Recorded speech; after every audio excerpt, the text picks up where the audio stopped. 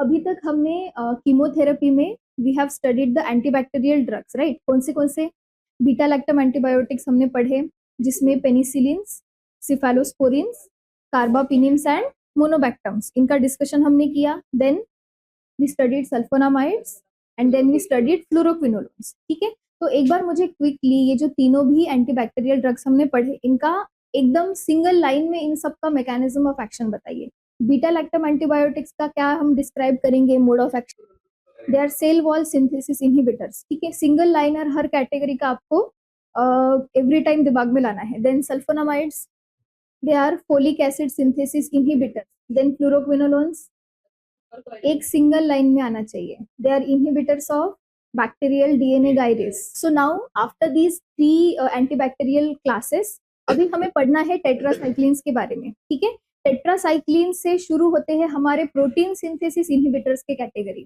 Right. इसके बाद में जो एंटी माइक्रोबियल ड्रग्स जो हमें पढ़ने हैं, they are going to be tetracyclines, aminoglycosides and macrolides, all the three belong to the category of protein synthesis inhibitors. ठीक है, तो हम शुरुआत करेंगे टेट्रासाइक्लिन से। जैसे beta lactam antibiotics naturally derived है, वैसे ही टेट्रासाइक्लिन्स जो है they were also naturally obtained. Fine, अब मुझे और एक पॉइंट याद करवाइए, जो तीन एंटीबैक्टीरियल ड्रग्स हमने पढ़े उनके बारे में। बीटा लैक्टम एंटीबायोटिक्स को आप कैसे क्लासिफाई करेंगे, नेचुरल, सेमी सिंथेटिक और synthetic? All of them are natural, so you will describe them as natural and semi-synthetic. Same goes for cephalosporins and other beta-lactam antibiotics, right? Then what about the sulfonamides? They are purely synthetic. Fluoroquinolones, they are also synthetic. ठीक है, so अब tetracyclines जो है वो क्या है, they are not synthetic, ये naturally obtained थे। जैसे पेनिसिलिन में जो सबसे पहला वाला पेनिसिलिन था, penicillin G, right? That was naturally obtained from a fungus called as Penicillium notatum, right? तो वैसे ही ये जो टेट्रासाइक्लिन्स है, they are also naturally obtained, they are obtained from a bacteria which is called as actinomycetes. आपको bacteria के classes अगर आपने पढ़े होंगे तो आपने देखा होगा कि जैसे depending upon their shape, bacteria are classified into cocci, bacilli. ठीक है, कोकाई, बैसिलाई, ये दो मेन कैटेगरीज हमें पता है। स्पाइरोचीटी एक रहता है जिसमें स्पाइरल शेप के रहते हैं। वैसे ही actinomycetes, it is also a class of bacteria. ठीक है, जो कि फिलामेंटस रहते हैं, मतलब उनका ऐसा बहुत लॉन्ग लॉन्ग फिलामेंट्स रहेंगे, उनका ऐसा नेटवर्क रहेगा फिलामेंट्स का। वैसे वाले बैक्टीरिया को बोलते हैं एक्टिनोमाइसिटीज। तो जो सॉइल में मिलते हैं एक्टिनोमाइसिटीज, उसमें से पहला वाला टेट्रासाइक्लिन जो था वो डिराइव किया था। फर्स्ट वाला जो टेट्रासाइक्लिन था उसका नाम था chlortetracycline. Now depending upon the spectrum of activity, again अभी हम स्पेक्ट्रम ऑफ एक्टिविटी एक बार सबका याद करते हैं। If we go to the beta lactam antibiotics, उनका spectrum initially they were classified as narrow spectrum, फिर एक्सटेंडेड स्पेक्ट्रम आए, right, but initially they were narrow spectrum. Then sulfonamides, they are also narrow spectrum. ठीक है, उनका जो spectrum of activity, they are able to inhibit limited number of bacteria.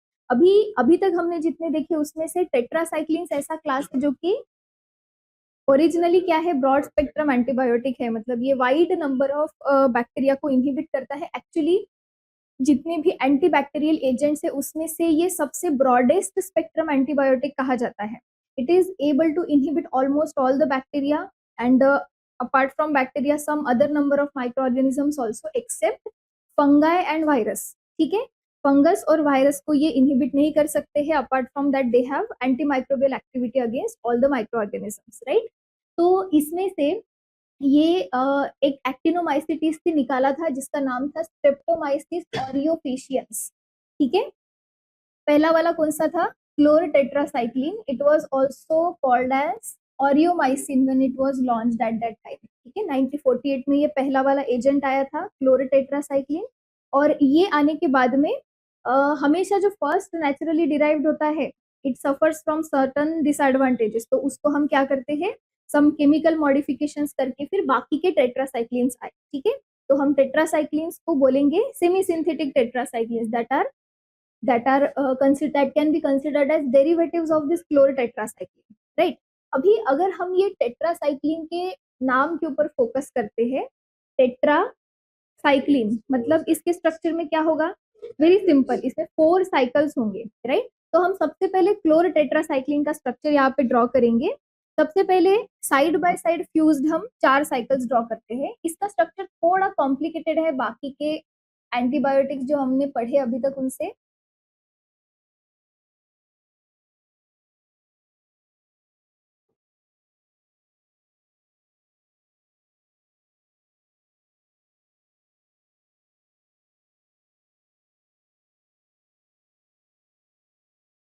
ठीक है, carefully structure draw करना ताकि कोई पार्ट मिस ना हो जाए।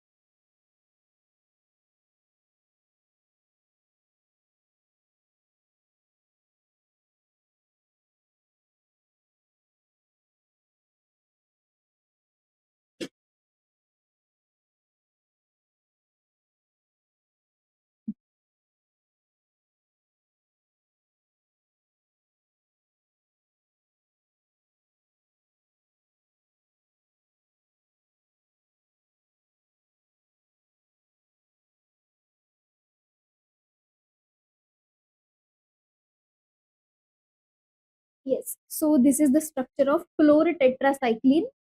डबल बॉन्ड्स जो है वो केयरफुली ड्रॉ करना।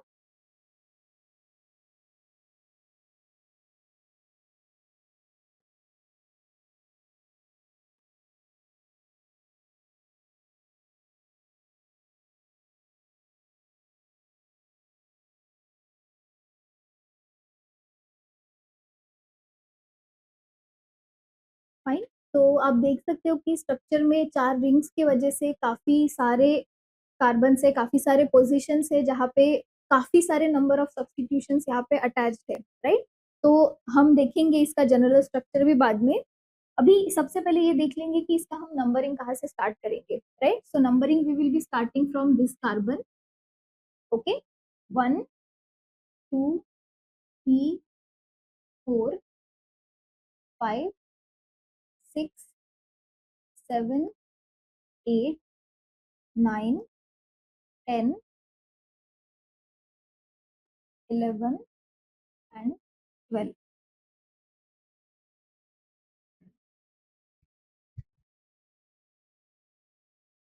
नॉर्मली कोई भी साइक्लिक वाले रिंग सिस्टम को हम जिस तरह से नंबरिंग करते हैं, जो ब्रिजेस वाले कार्बन्स को छोड़ के, ठीक है।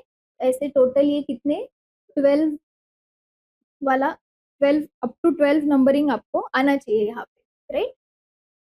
अभी जब टेट्रासाइक्लिन्स के स्ट्रक्चर्स आप देखोगे टेक्स्ट बुक में तो कहीं कहीं पे ये जो पार्ट है, ये जैसे ये वाला जो पार्ट है ये नीचे ड्रॉ किया हुआ होता है, तो उस टाइम पे आप लोग ध्यान रखना है स्ट्रक्चर कॉपी करते टाइम पे। रिमेंबर दैट ये जो ग्रुप है हमेशा 4 पोजीशन पे ये डाई मिथिल अमाइनो वाला ग्रुप आता है, राइट। तो it should be on the 4th position. मतलब ऐसे स्ट्रक्चरल फीचर आपको याद रखना है एक आधा कोई कि वो कौन से नंबर पे आता है, मतलब आपको नंबरिंग करेक्ट आ जाएगा। ओके, तो ये क्लोर टेट्रासाइक्लिन पहले आया था। Then it suffered from certain disadvantages, कुछ फार्माकोकाइनेटिक प्रॉपर्टीज जो थी इसकी वो मॉडिफाई करने के लिए और पोटेंसी भी इंप्रूव करने के लिए हमने फिर केमिकल मॉडिफिकेशंस करके कुछ टेट्रासाइक्लिन और इसके डेरिवेटिव्स बनाए, राइट। तो टेट्रासाइक्लिन्स जो है उसमें अभी तक क्लिनिकली यूज वाले जो टेट्रासाइक्लिन्स है वो ये है 5 टेट्रासाइक्लिन्स, राइट। सबसे पहला जो है उसका नाम है tetracycline, then oxytetracycline, demeclocycline, doxycycline and minocycline. ऐसे 5 टेट्रासाइक्लिन्स जो है they are clinically used till date. Okay, तो टेट्रासाइक्लिन्स में आपको याद रखने के लिए ज्यादा मुश्किल नहीं जाएगी क्योंकि 5 ही ड्रग्स को आपको याद रखना है, क्योंकि 5 ही है तो इसमें कोई जनरेशंस नहीं है, कोई क्लासिफिकेशन नहीं है, नथिंग। ओके, सिर्फ 5 आपको टेट्रासाइक्लिन्स के नाम जो है वो याद रखना, दैट्स ओके। तो अभी ये जो सारे के सारे टेट्रासाइक्लिन्स है इनके इंडिविजुअल स्ट्रक्चर्स तो हम देखेंगे ही, बट पहले हम इसका सिर्फ एक जनरल स्ट्रक्चर बनाएंगे कि क्लोर टेट्रासाइक्लिन में एग्जैक्टली क्या कहाँ कहाँ पे मॉडिफिकेशंस करके हमने इन सारे के सारे टेट्रासाइक्लिन्स को बनाया है, ठीक है। सो वंस अगेन वैसा ही एक 4 रिंग्स वाला एक सिस्टम हम बनाते हैं। डबल बॉन्ड सबसे बाद में ड्रॉ करेंगे।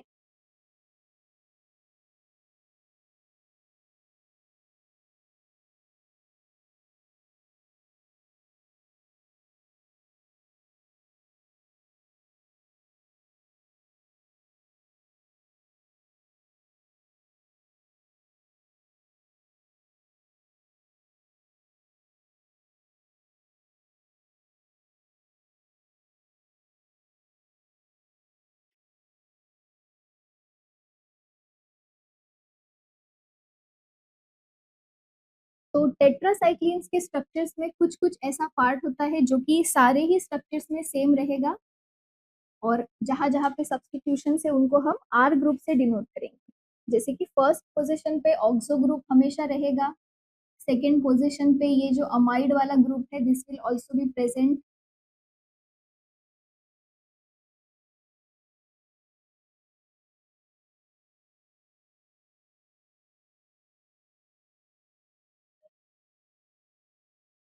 ओके, तो फर्स्ट वाला जो रिंग है, फर्स्ट वाला रिंग सिस्टम, उसका स्ट्रक्चर में हमने कुछ भी मॉडिफिकेशंस नहीं किए हैं।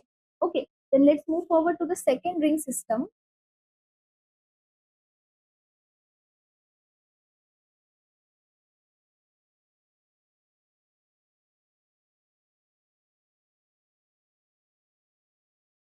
अब ये जो पोजीशन है यहाँ पे हम कोई डिफरेंट वाला सब्स्टिट्यूशन लगा सकते हैं, ठीक है।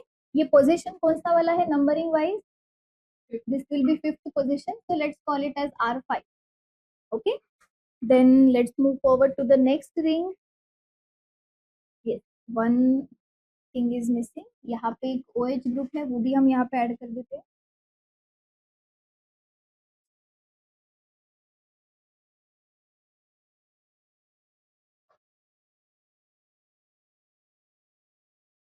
ये वाला पोजीशन कौन सा है? This is sixth position. इसके ऊपर दो सब्स्टिट्यूशंस रह सकते हैं, so we will call it as R6 and very good, R6 dash.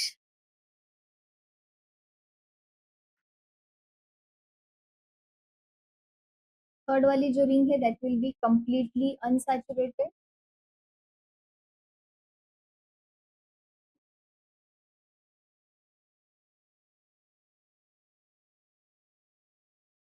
ये नंबर कौन सा रहेगा? 7।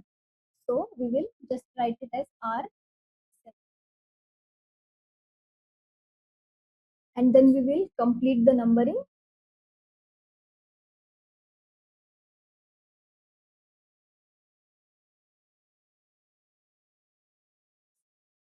One, two, three, 4, 5, 6, 7, 8, 9, 10, 11 and 12. Okay, तो ये जो है this represents the general structure of general structure of tetracyclines.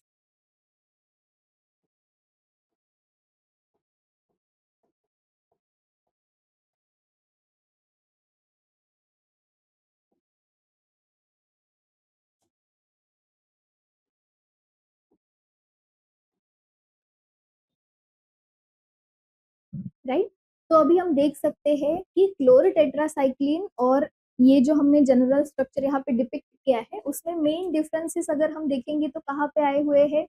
ये जो है, ये जो सब्स्टिट्यूशंस है, OH ग्रुप, ऑक्सो ग्रुप, ये सारे के सारे सेम है। फर्स्ट रिंग के ऊपर के जो सब्स्टिट्यूशंस है they are also all same, सिर्फ मॉडिफिकेशंस कहाँ कहाँ पे किए हैं? 5, 6 और 7 तीन पोजीशंस के ऊपर हमने मॉडिफिकेशंस किए हैं। मतलब अगर हम रिपीटेडली ये स्ट्रक्चर्स ड्रॉ करते तो हमें स्ट्रक्चर याद हो जाएंगे, सिर्फ इनके जो सब्स्टिट्यूशंस में वेरिएशन है वो सिर्फ हमें अलग अलग याद रखने हैं, राइट। अभी जनरल स्ट्रक्चर देखने के बाद में अभी हम directly before going to the discussion of the individual tetracyclines हम क्या करेंगे? सबसे पहले इनका मोड ऑफ एक्शन क्या होता है वो डिस्कस करेंगे, ठीक है। सो हमने अभी थोड़ा सा ब्रीफली ऑलरेडी देखा था कि tetracyclines belong to the category of protein synthesis inhibitors. और प्रोटीन सिंथेसिस इनहिबिटर्स कौन से हैं? Aminoglycosides and macrolides, they are also protein synthesis inhibitors, right? तो टेट्रासाइक्लिन्स बैक्टीरिया का प्रोटीन सिंथेसिस का प्रोसेस इनहिबिट करता है, ओके? तो to understand their mechanism of action in detail, हम सबसे पहले प्रोटीन सिंथेसिस का जो प्रोसेस है उसका एक ब्रीफ वाला ओवरव्यू लेंगे कि प्रोटीन सिंथेसिस के प्रोसेस में क्या क्या इन्वॉल्व होता है, क्या क्या बेसिक स्टेप्स होते हैं, right? So tell me, protein synthesis का जो प्रोसेस होता है वो हमारे सेल में कौन कैरी आउट करता है? Protein synthesis is, okay, let's go before that. Protein synthesis में कौन इन्वॉल्व होता है, डीएनए या फिर आरएनए? डीएनए से होता है। तो डीएनए से पहले कौन सा आरएनए बनता है? Yes, so first step is what? DNA रहेगा, ठीक है? डीएनए से mRNA बनता है। Now tell me, DNA is double stranded, mRNA is single stranded होता है, ठीक है? डीएनए से mRNA बनना मतलब क्या होता है? बेसिकली डीएनए का जो एक स्ट्रैंड है उसके ऊपर का पूरा कोड जो है वो क्या आ जाएगा? mRNA के ऊपर ट्रांसफर हो जाएगा, सेम टू सेम, राइट? तो ये प्रोसेस को क्या बोला जाता है? Synthesis of mRNA is called as, very good, it is called as the transcription process, ठीक है? You should be familiar with these terms. फिर उसके बाद में mRNA जो होता है उससे प्रोटीन का सिंथेसिस होता है। तो mRNA से प्रोटीन सिंथेसिस के प्रोसेस को क्या बोला जाता है? That process is called as translation.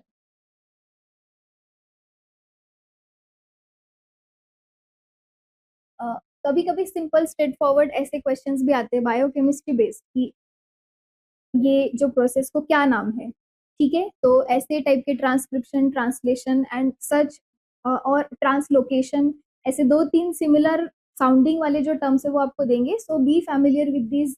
Biochemistry वाला जो पार्ट है फार्माकोलॉजी से रिलेटेड, वो आपको पूरा डिटेल में पढ़ना है, ठीक है? तो हम यहाँ पे अभी थोड़ा ब्रीफली तो डिस्कस करने ही वाले हैं, लेकिन आपको भी बाद में ये फिर से रिविजिट करना है because you have studied this in detail. आपके सिलेबस में बायोकेम में फर्स्ट ईयर में होता है ना, फर्स्ट ईयर में रहता है, राइट? यस, तो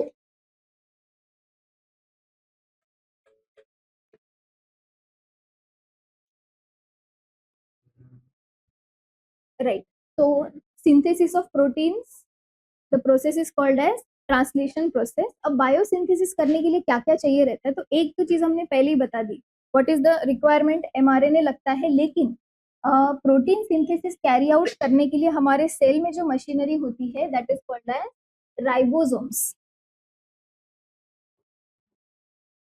सो first and foremost requirement will be ribosomes, आपको लगेंगे, ठीक है? अब मुझे ये बताओ, प्रोटीन्स जो है, प्रोटीन्स बेसिकली किससे बने हुए होते हैं? तो you will require amino acids, very good, for protein synthesis. Speed थोड़ी कम करना,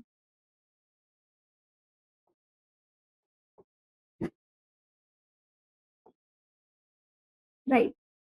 then obviously mRNA will be required,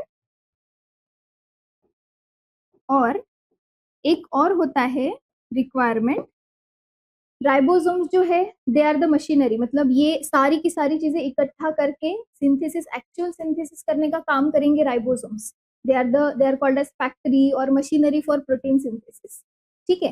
for protein synthesis they will require amino acids, okay? mRNA का काम क्या होता है? mRNA जो होता है it codes for the amino acids, what will be the sequence of amino acids for that particular protein, okay? और actually amino acid को mRNA के पास में ट्रांसफर करने का काम होता है tRNA का, ठीक है? So tRNA will perform the job of transferring the required amino acid to the process of the protein synthesis, वो mRNA के पास में लाता है, ठीक है? ये हो गए हमारे मेन रिक्वायरमेंट्स, राइट? अभी इसमें से सबसे पहला हमारा इंपॉर्टेंट रिक्वायरमेंट कौन सा था? राइबोसोम्स का, right?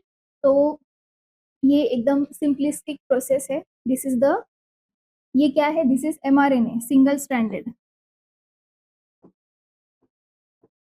This is the ribosome,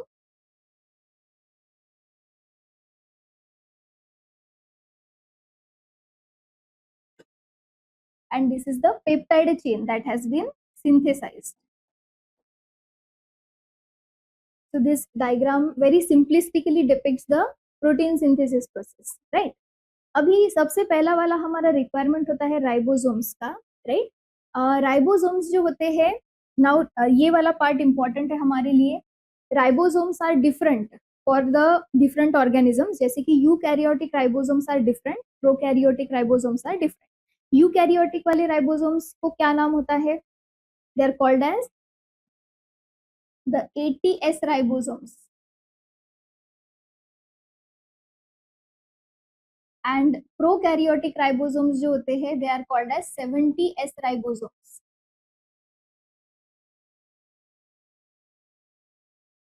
तो अब मुझे बताइए, बैक्टीरिया में मतलब कौन सा वाला राइबोसोम प्रेजेंट रहेगा? Bacteria is a prokaryotic organism, so उसमें 70S राइबोसोम रहेगा. ह्यूमंस में कौन सा प्रेजेंट रहेगा? 80S राइबोसोम प्रेजेंट रहेगा. ठीक है, तो इसी से हमें क्या इंडिकेशन लेना है कि ह्यूमंस का अमाइनो एसिड सिंथेसिस का प्रोसेस मशीनरी थोड़ी सी डिफरेंट है, बैक्टीरिया का प्रोटीन सिंथेसिस के जो कंपोनेंट्स है वो डिफरेंट है, राइट? यही पे पॉइंट ऑफ डिफरेंशिएशन बनता है, इसीलिए हम सिलेक्टिवली बैक्टीरिया का प्रोटीन सिंथेसिस टारगेट कर सकते हैं.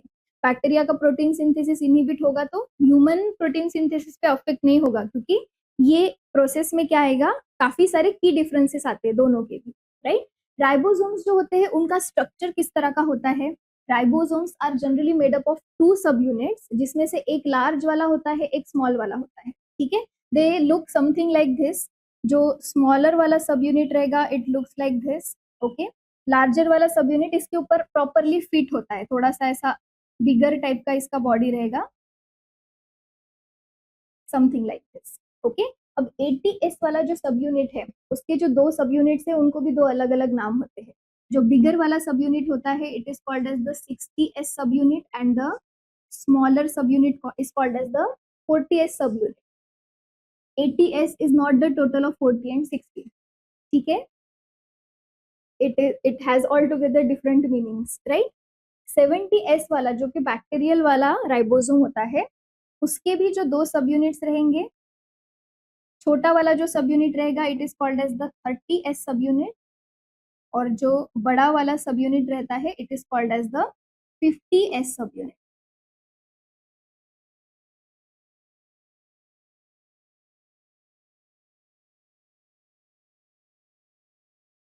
राइट?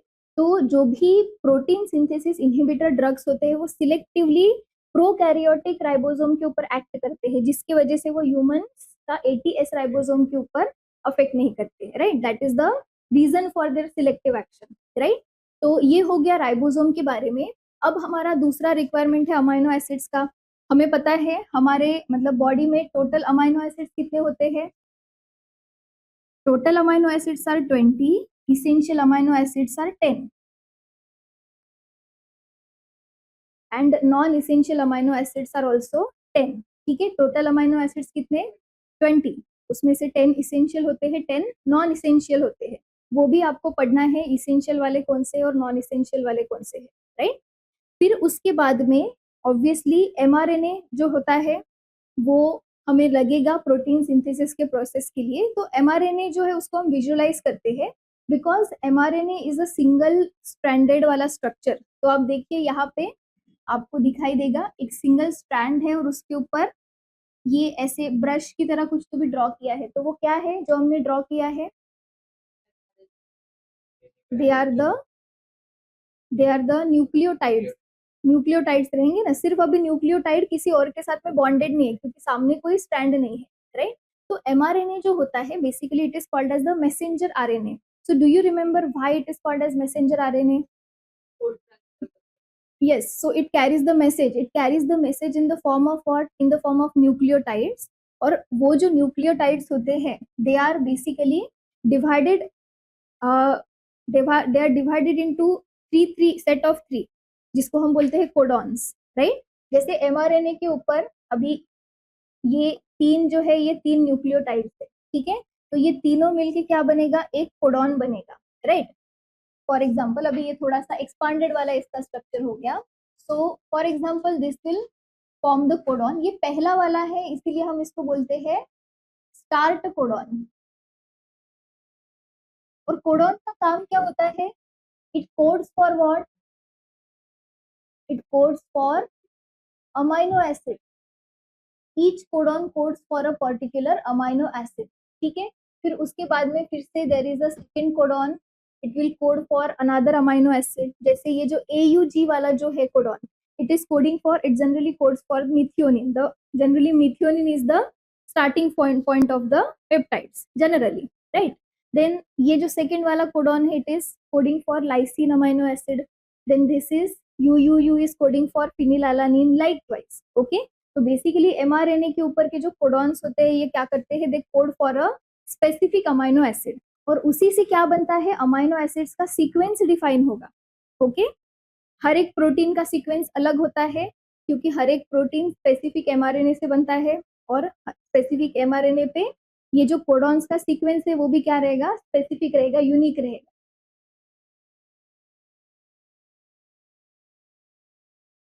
तो आपको अभी ये जो हमने सबसे पहले टर्म एक देखा था कि protein synthesis is called as translation. ठीक है, why it is called as translation process?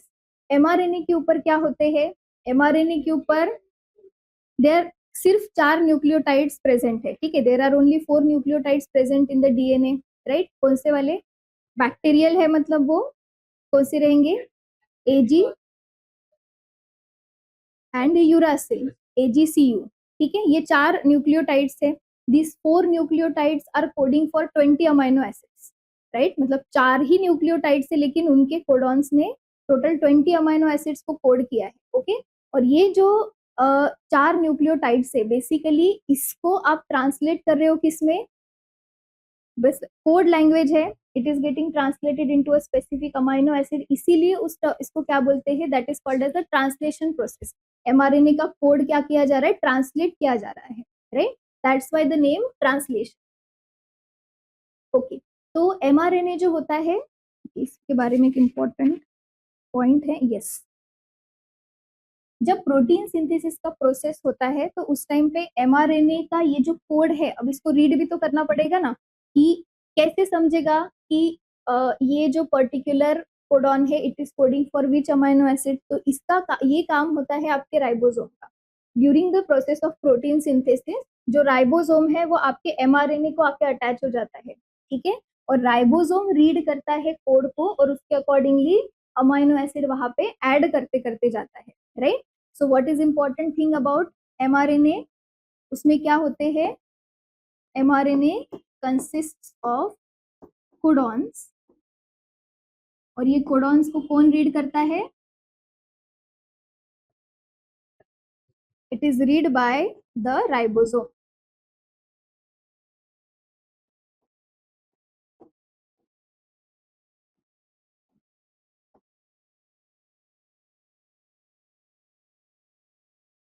Fine, clear. जो कोडॉन्स होते हैं उनको भी अलग अलग नाम दिए जाते हैं, जैसे कि generally there are start codons and there are stop codons. Start codon मतलब क्या होता है, स्टार्ट कोडॉन मतलब जरूरी नहीं है कि mRNA का जो पहला वाला होगा उसको ही स्टार्ट कोडॉन बोलेंगे। स्टार्ट कोडॉन्स ये स्पेसिफिक सीक्वेंसेस है कोडॉन्स के, जैसे कि AUG, it is example of one of the start codon. ठीक है, this is also example of another start codons. तो ऐसे कुछ कोडॉन्स है, तो जब राइबोसोम वहां तक पहुंचता है तो उसको पता चलता है कि यहाँ से स्टार्ट करना है अमाइनो एसिड्स को जोड़ना। मतलब वो mRNA को रीड करेगा, जिस पॉइंट पे उसको ये वाला कोडॉन मिलेगा वहां से वो क्या करेगा, प्रोटीन सिंथेसिस स्टार्ट करेगा, इसीलिए इनको बोलते हैं start codons. Similarly stop codons का क्या होता है, mRNA में जिस पॉइंट पे अभी खत्म हो गया कि अब इस पॉइंट के बाद में अमाइनो एसिड्स ऐड नहीं करने हैं, this is going to be the last amino acid, तो वो पता चलने के लिए भी there are certain stop codons. ठीक है, जैसे कि this is example of one of the stop codon, UAA, UAG, these are the examples of stop codons। मतलब जब आपका राइबोसोम ये वाला कोडॉन रीड करेगा तो वो क्या करेगा, प्रोटीन सिंथेसिस के प्रोसेस को टर्मिनेट करेगा, राइट। तो you should be familiar with this terms. अब लास्टली हमने ये देखा अभी तक कि राइबोसोम्स जो है ये मशीनरी है, ये एक्चुअल प्रोसेस कैरी आउट करेंगे। Ribosomes are going to read the amino acid sequence, और राइबोसोम्स जो है they are going to code for a specific amino acid. ठीक है, अब एक्चुअली में अमाइनो एसिड लाने भी तो पड़ेंगे ना प्रोटीन सिंथेसिस करने के लिए, तो वो वाला काम कौन करेंगे? That job will be done by the tRNA, that is the transfer RNS.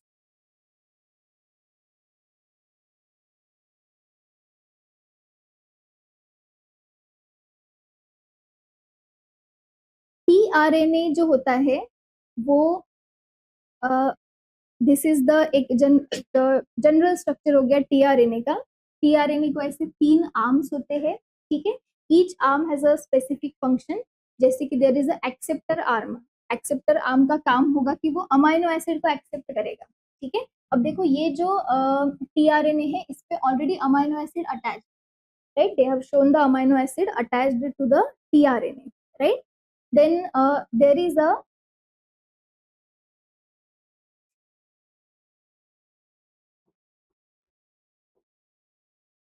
Anticodon present on the tRNA, हर एक tRNA के ऊपर। अब देखो tRNA जो रहते हैं वो एक ही टाइप के नहीं रहते हैं, every tRNA carries a particular amino acid, right? वो कैसे डिपेंड, वो कैसे पता चलेगा? अब सपोज AUG है, ठीक है, AUG codes for methionine, right? तो मिथियोनिन लाने वाला tRNA अलग रहेगा, right? Then AAG is coding for lysine, तो लाइसिन वाला tRNA जो रहेगा वो अलग रहेगा। तो अलग अलग वो कैसे रहते हैं? tRNA के ऊपर ये जो कोडॉन है उसके एग्जैक्ट कॉम्प्लीमेंटरी वाला कोड प्रेजेंट रहता है। मतलब tRNA के ऊपर प्रेजेंट रहेगा, एक को कॉम्प्लीमेंटरी कौन रहता है? एक को कॉम्प्लीमेंटरी U, U को कॉम्प्लीमेंटरी A, और G को कॉम्प्लीमेंटरी C। मतलब उसका एंटी कोडॉन क्या रहेगा? U, A and C. This is going to be the anticodon which is going to be present on the tRNA। समझ में आ रहा है? मतलब tRNA क्या होता है कि इसके ऊपर से उसको पता चलता है कि कौन सा वाला अमाइनो एसिड लाना है, राइट? इसीलिए हम उसको क्या बोलते हैं? एंटीकोडॉन। ऑपोजिट वाला, मतलब कॉम्प्लीमेंट, ऑपोजिट बोलने से ज्यादा बेटर रहेगा, कॉम्प्लीमेंटरी वाले जो न्यूक्लियोटाइड्स रहेंगे उसको वो कोड करेगा। Got it? राइट? अभी tRNA जो होता है, tRNA के ऊपर भी अमाइनो एसिड को ट्रांसफर करना पड़ेगा ना, कि tRNA जो है उसके ऊपर अमाइनो एसिड अटैच होगा, फिर ये जो tRNA carrying the amino acid then it will go to the protein synthesis assembly, right? तो ये भी एक प्रोसेस होता है कि सबसे पहले आपको अमाइनो एसिड को tRNA के ऊपर जोड़ना पड़ता है, and that job will be done by a enzyme obviously. ठीक है, उस एंजाइम का नाम होता है amino acyl tRNA synthesis।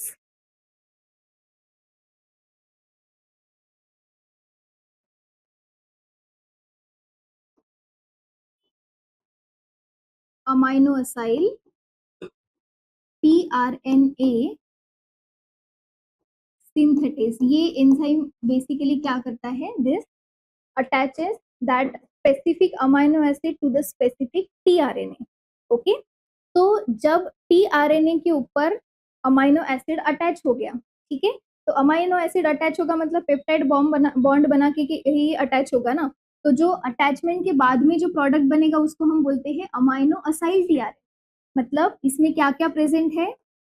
tRNA with the amino acid, right? ये जो टर्मिनोलॉजी है ये आने वाली है अभी आगे, तो उस टाइम पे आपको पता रहेगा कि अमाइनो एसिड असाइल tRNA का मतलब क्या है। It is simply the tRNA carrying the amino acid, right? और ये अमाइनो एसिड अटैच कौन करता है? Amino acid tRNA synthetase. This transverse the, इसका काम ही होता है, it transverse the amino acid to the specific tRNA to tRNA to form the amino acyl tRNA।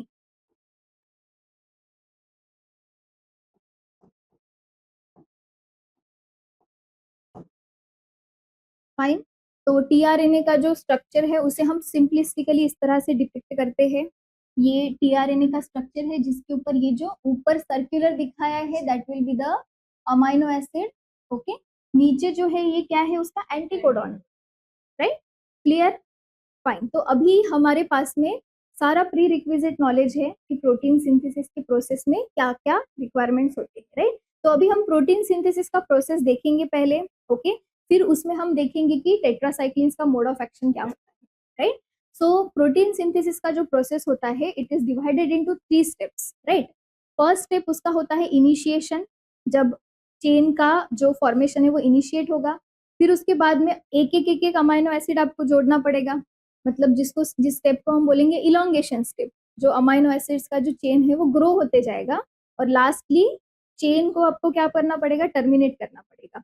तो initiation, then elongation and termination, ऐसे 3 steps में आपका प्रोसेस डिवाइडेड होता है, राइट?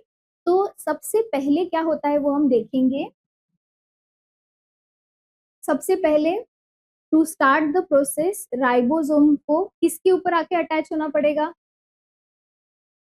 एमआरएनए के ऊपर आके अटैच होना पड़ेगा। सो राइबोसोम आएगा और एमआरएनए जो है आपका, दिस इज द एमआरएनए जिसके ऊपर कोडॉन्स है, राइट?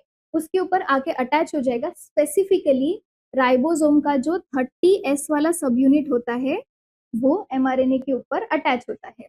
ऊपर से 50S वाला सब यूनिट भी बाद में आता है, लेकिन जो एंकर होता है दैट इज द 30S सब यूनिट जिसके ऊपर आपका एमआरएनए का चेन जो है वो ऐसे बैठा हुआ रहेगा, राइट? अभी इसके बाद में क्या होगा, जब एमआरएनए, उसके बाद में राइबोसोम जो है और ये टीआरएनए, ये सारे के सारे जब आते हैं मतलब क्या होगा, राइबोसोम अटैच हो गया, कोडॉन रीड करेगा वो कि एक पर्टिकुलर, जैसे this will be the start codon, right? AUG will be the, दिख रहा है क्या आपको लेटर्स? ठीक है, AUG will be the start codon. Okay, तो राइबोसोम AUG से शुरुआत करेगा। AUG generally codes for methionine amino acid, ठीक है? तो क्या होगा, जो मिथ्योनिन कैरी करने वाला स्पेसिफिक जो टीआरएनए रहेगा वो मिथ्योनिन लेके आएगा। मतलब एमआरएनए, उसके बाद में राइबोसोम और उसके बाद में टीआरएनए, ऐसे तीनों के तीनों मिलके जो कॉम्प्लेक्स बनता है that is called as the initiation complex. मतलब ये क्या कर रहे हैं, अभी इनिशिएट कर रहे हैं प्रोटीन सिंथेसिस के process, right? Before we move forward कि आगे क्या क्या होता है, first we will get familiar with 2 terms related to the ribosome. Okay, ribosome जो होता है स्पेसिफिकली द 50S राइबोसोम, उसके ऊपर 2 इंपॉर्टेंट साइट्स होते हैं। ये वाला पार्ट इंपॉर्टेंट है, ध्यान से देखना। 50 राइबोसोम के ऊपर कौन से साइट्स होते हैं, there are 2 sites on the ribosome. One is called as the A site,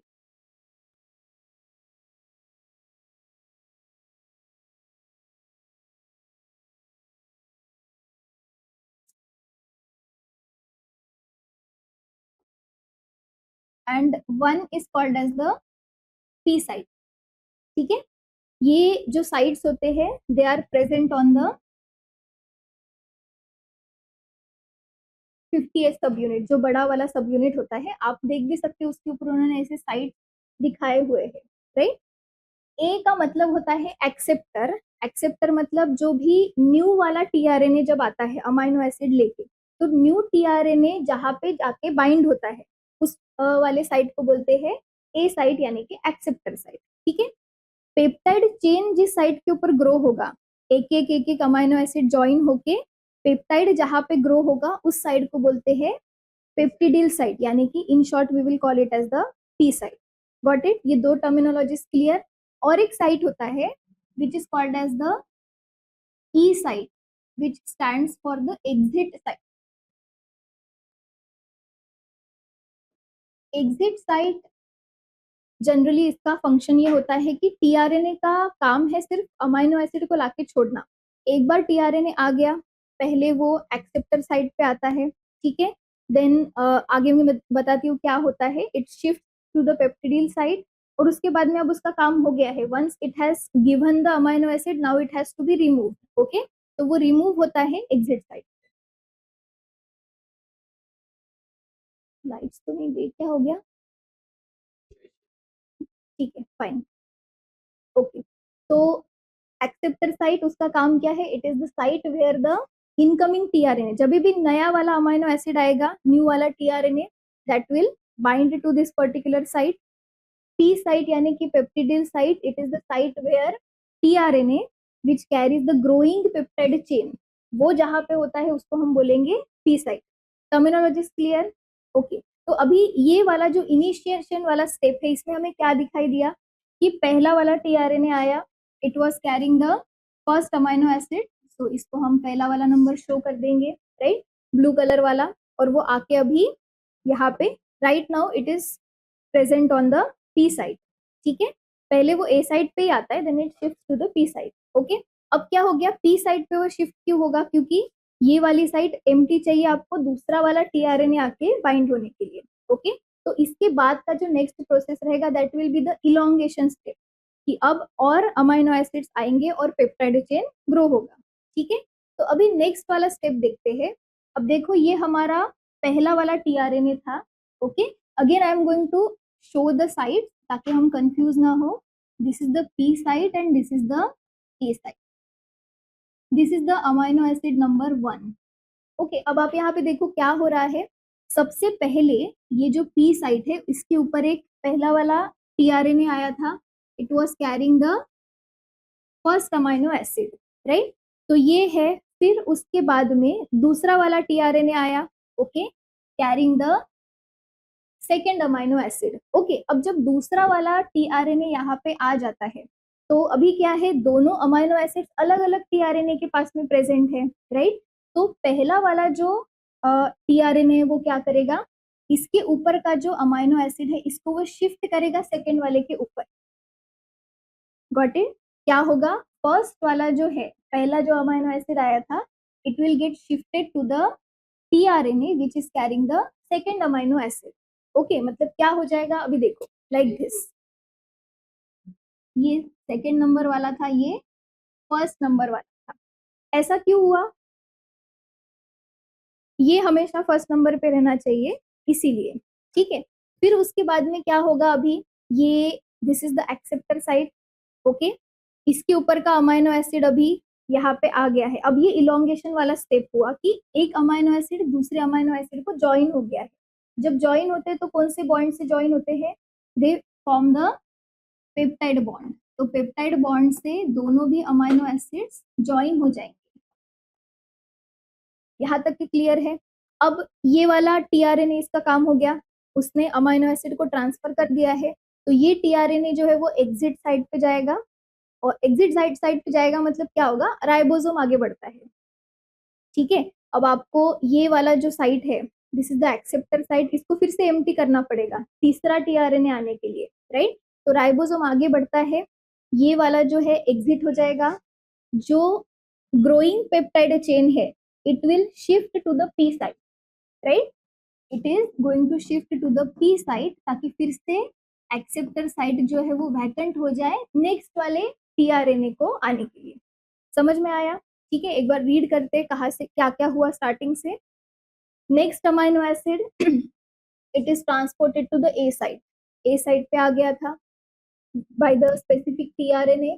then the nascent peptide chain, nascent मतलब ग्रोइंग, nascent मतलब growing peptide chain, it is transfer to the newly attached amino acid. ये pink वाला जो है this was the newly attached amino acid, इसके ऊपर ये वाला जो पेप्टाइड चेन है वो ट्रांसफर हो जाता है. अभी चेन नहीं है, सिर्फ एक ही था, राइट. फिर उसके बाद में क्या होगा कि ये जो अभी इलोंगेटेड वाला पेप्टाइड चेन है it will be shifted back from the A side to the P side so that the acceptor site will be free. और फिर क्या होगा, the ribosome will move from to the next codon. Shift होता है मतलब ribosome आगे आगे बढ़ता है, तो अल्टीमेटली वो एक एक साइड क्या होते जाएगा, पीछे पीछे जाएगा.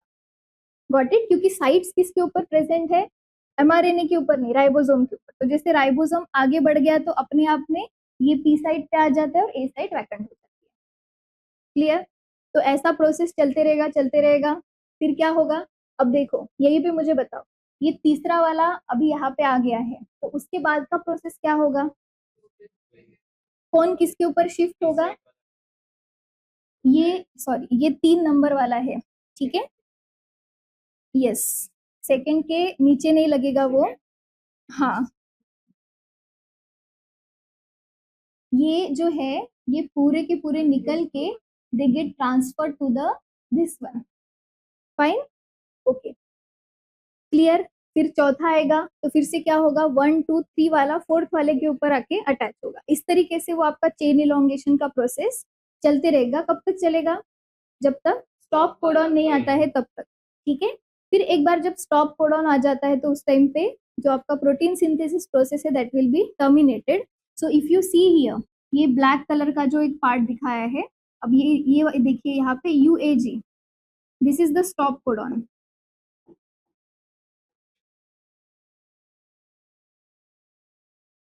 तो स्टॉप कोडॉन अभी आ गया, मतलब अब इसके बाद में अब उन्होंने काफी इलोंगेटेड वाला चेन दिखाया है। यहाँ तक तो हम आ गए थे, this was first one, second, third, फिर यहाँ तक ये ग्रीन वाले तक आ गए। अब इसके बाद में स्टॉप कोडॉन रीड हो गया, मतलब अब इस ग्रीन वाले अमाइनो एसिड के बाद में और कोई अमाइनो एसिड नहीं लगेगा।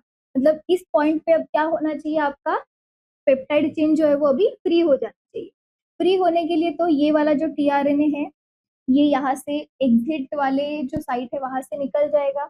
अब प्रोटीन सिंथेसिस का प्रोसेस भी खत्म हो गया है, तो इसीलिए एमआरएनए और राइबोसोम भी अलग अलग हो जाएंगे। So the mRNA is now separated, ribosomes भी अलग अलग हो गए, और ये जो हमारी पेप्टाइड वाली चेन है ये अभी फ्री हो गई, राइट। और टीआरएनए जो है वो भी क्या हो गया, सेपरेट हो गया।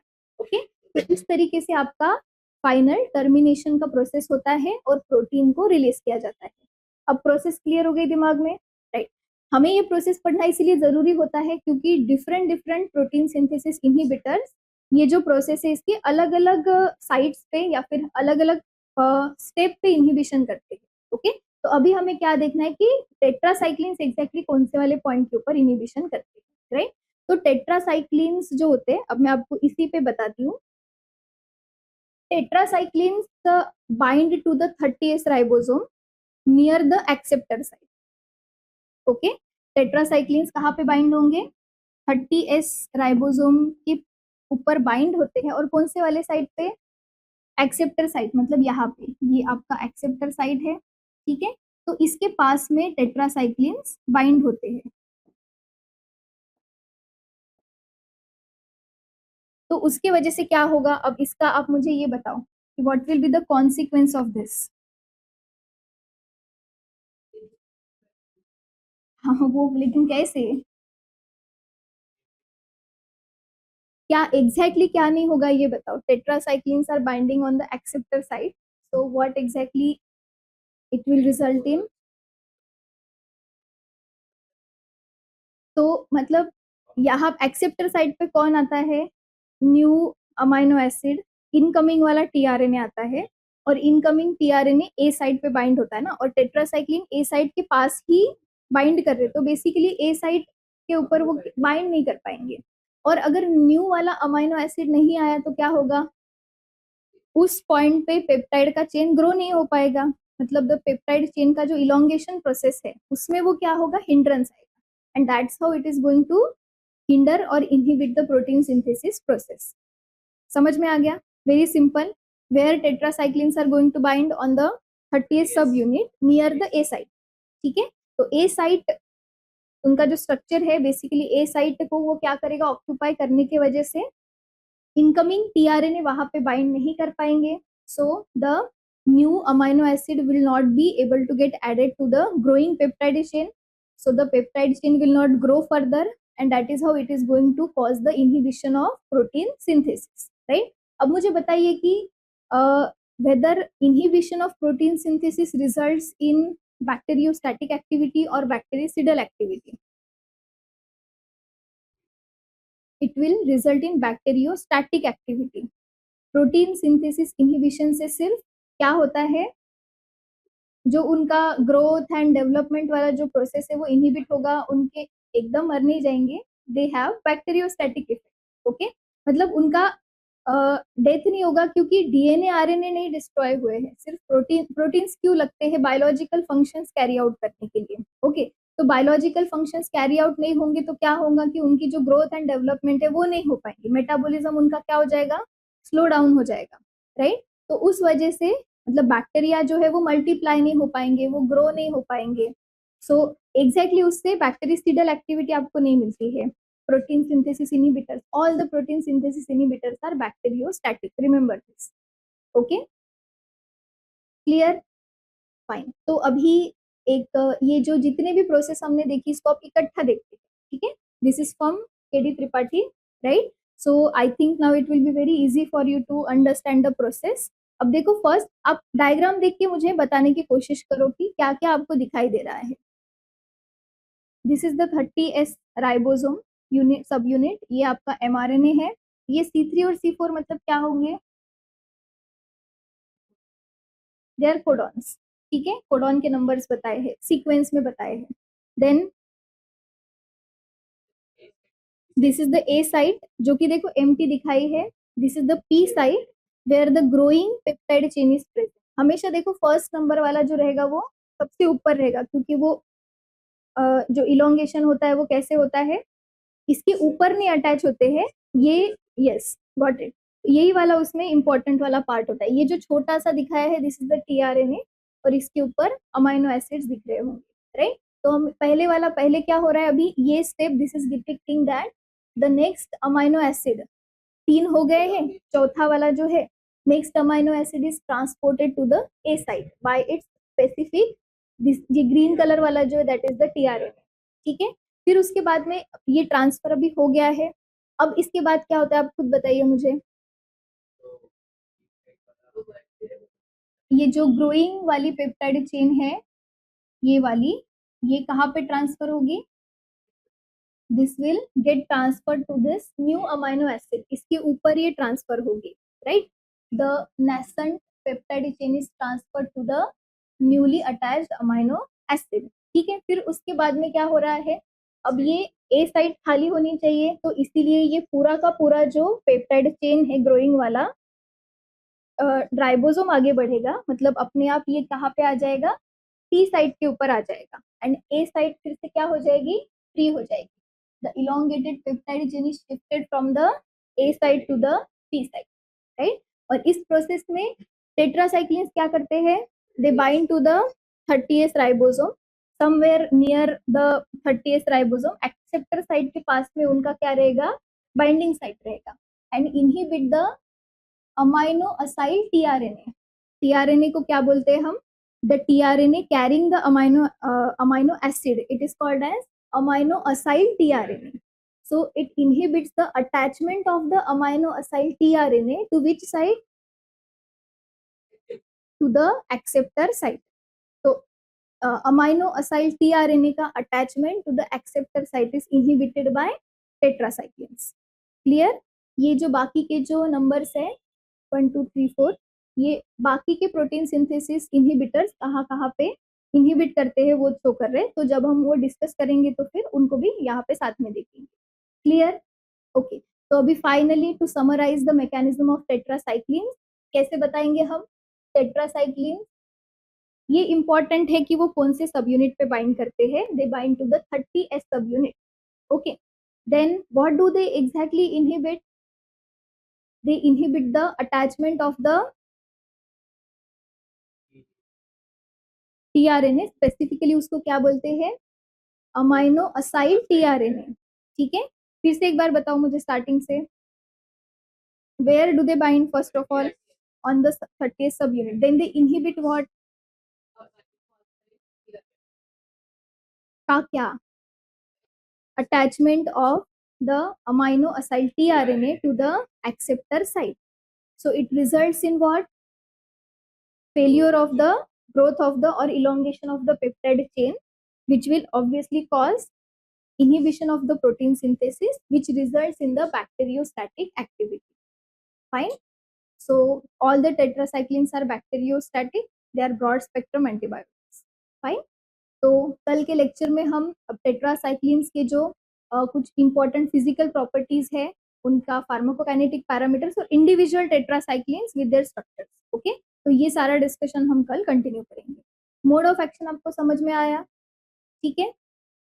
मोड ऑफ एक्शन समझने के लिए आपको पहले प्रोटीन सिंथेसिस का जो प्रोसेस है उसके बारे में बेसिक्स पता होने ही चाहिए।